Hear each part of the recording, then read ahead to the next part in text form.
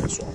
So a question, with something so new and flexible as this, how do you effectively market that to people in your marketing messaging? I mean, I understand the message of 4 bikes in one, but it's really a lot more than 4 bikes in one. I know.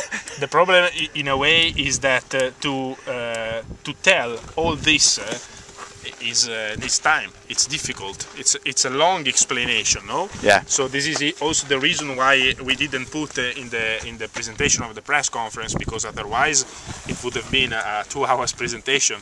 But we gave ourselves the target to pass the message of the 4 bike in one.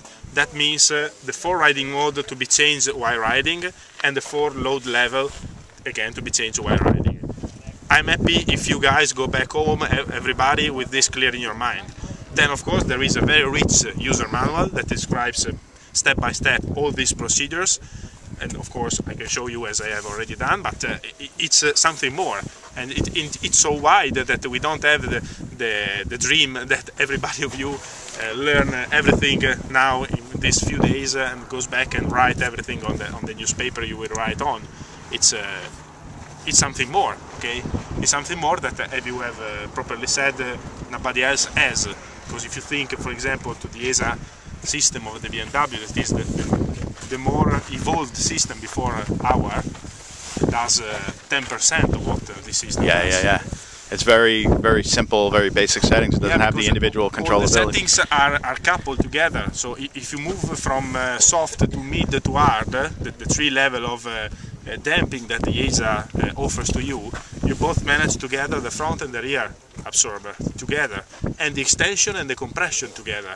So if you make it soft, it's soft in damping the compression and in damping the rebound at the front and at the rear. It's completely soft. Okay, so in question now, do you envision fitting this to a superbike at any point?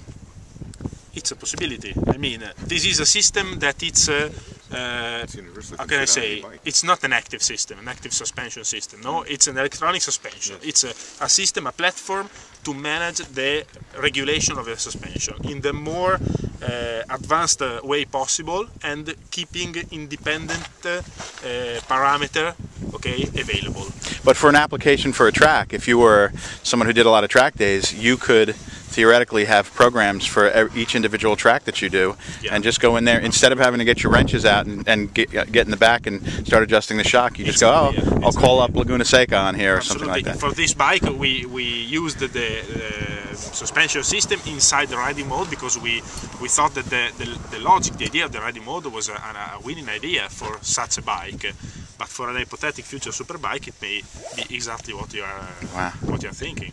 So many tracks pre-configuration loaded. For example, the World Superbike circus tracks, okay, loaded for the front, the rear, the preload, for everything.